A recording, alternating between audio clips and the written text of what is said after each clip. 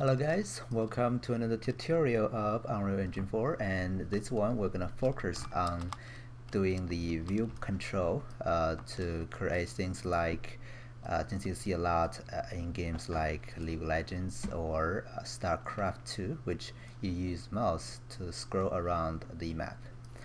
Okay, so when the mouse touches the edge or getting close to the edge, the camera will panning around to look at different parts of the model of the the map. Okay, so let's start with Scratch. So I have nothing here in the scene.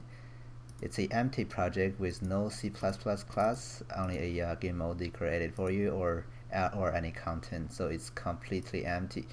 Now let's start with implementing something in the game mode. Okay, so first of all we need a player controller. So let's go create a new C++ class. I'm gonna look for player controller, which is this one. Okay, next let's call this RTS, or you can call it mobile if you wanted to. RTS player controller, and then create class.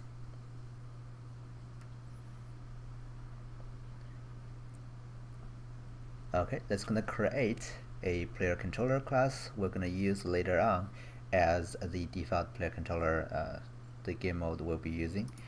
Okay, now if you go to the Visual Studio, we now can see that there is a RTS player controller class created. Okay, it does have a header file with nothing inside, and it does have only a CPP file with nothing at all. Let's go back to the game mode, which is here, right? The game mode base header. Let's go to the constructor. No constructor yet. We have to implement that. So public. Okay, we're gonna do the constructor here. Okay, and then let's go to the implementation here. I just created one, and I'm gonna tap in a few things. The first thing I want to use is, of course, define the player controller class. So let's type in player controller class will be equals to our new player controller we created. So a RTS player controller. Actually, it doesn't know that because we don't have the header here. So let's include that. It's gonna be RTS player controller .h. Okay, so that is gonna be equals to RTS RTS player controller. Okay, and then double semicolon and double column actually, and then type in static class. So we're gonna use its default class as the class we're gonna use for the game. Okay, that's gonna be where you will be using to control the entire game, the controller, or the soul of the player. Now let's move on to another thing. I want to define, of course, the pawn being controlled by the player controller, or being possessed by the player controller. We don't have any pawn class here yet, so let's define one. Okay. I'm gonna look for the pawn here. Okay, next. RTS, let's use uppercase then. Should have made that uppercase too, or that's what they did actually. RTS pawn, and then create class. That's gonna be our second class, which is gonna be used to be possessed, and that's where you will be looking from. Okay, let's wait for it to finish, and then we should be able to define it here in the game mode too. So underneath the new player pawn, we don't have to do anything yet. For now, let's just give it the make it the default pawn of our game mode. So let's include RTS pawn.h. This pawn will be default possessed by the player controller. Okay, so let's define it. So it's gonna be default player default pawn class will be equals to a RTS pawn static class. Okay, it's gonna be our pawn class. Okay, now with those two defined, we can save the everything here now. Okay, and then we can go back and then compile the code so we can see how everything works.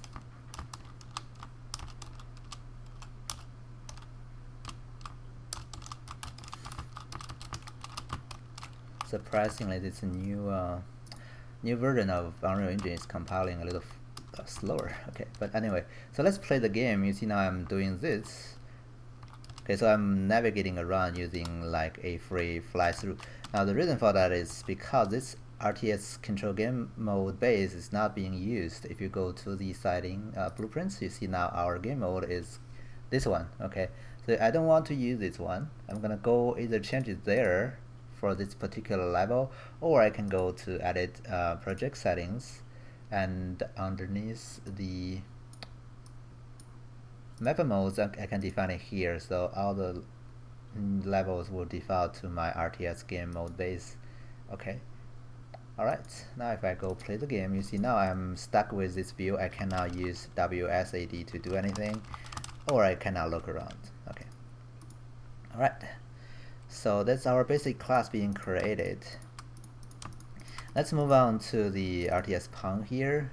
There are a few things we need to change to add.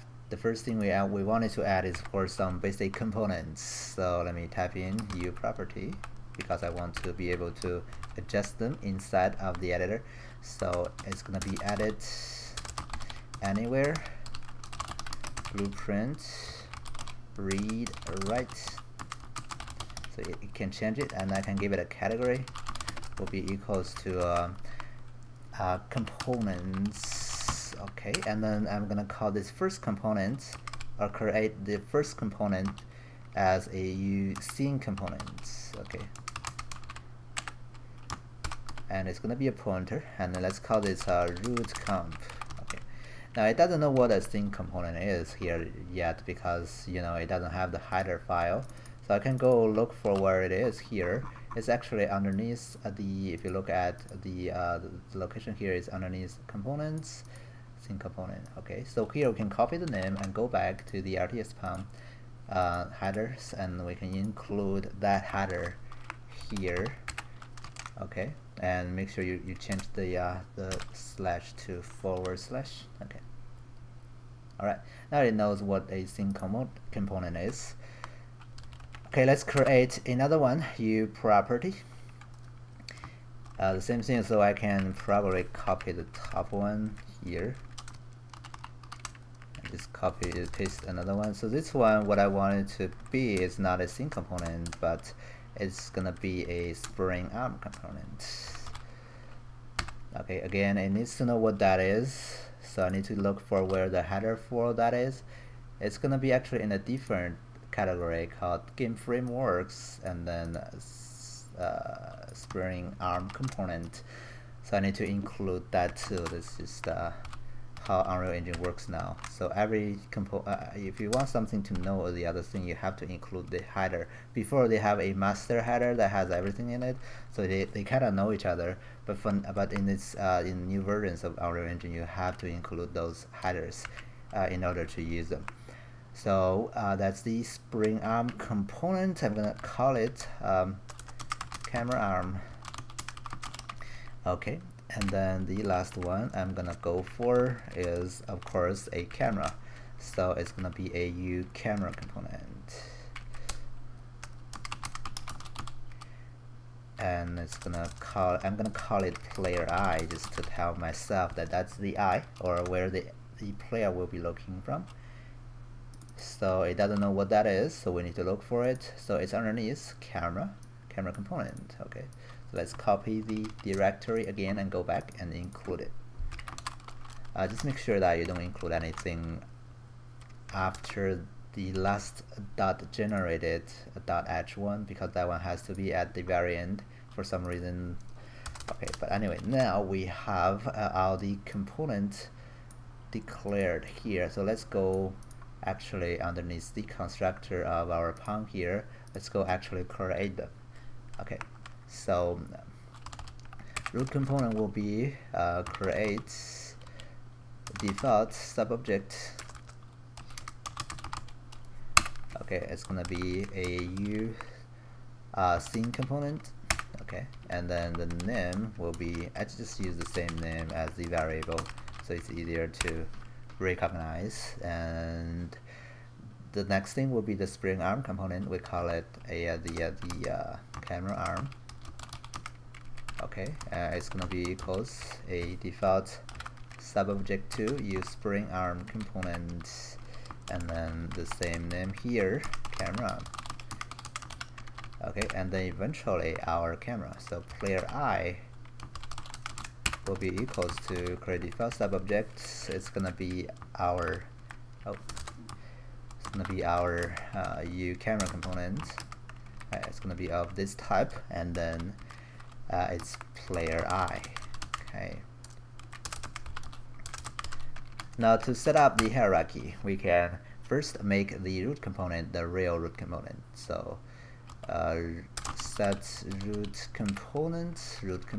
That's gonna make this one the root component, and then the camera arm will be attached to it. So set up attachment, and then it's gonna be attached to root component, but our player I then will be attached to the camera arm. Okay, set up attachment and then camera arm. So the I, which is the camera, will be the children of the arm, and the arm will be the children of the root component.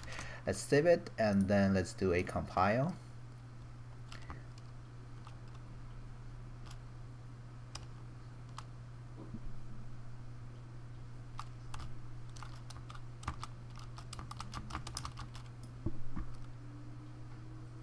All right. Now, if we drag a RTS pun here, you will see the hierarchy here, right? We have a root component, camera arm, and player I. Okay.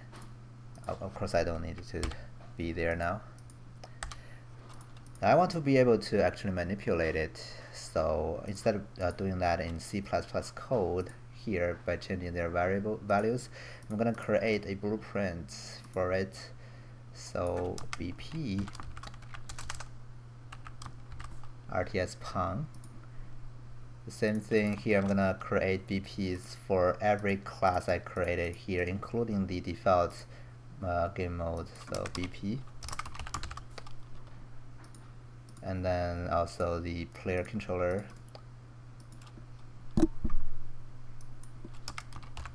so that the I can manipulate those things later on in the in the editor. Let me create a new folder for them, blueprint. Okay, and then just grab them and drag them in, move them here.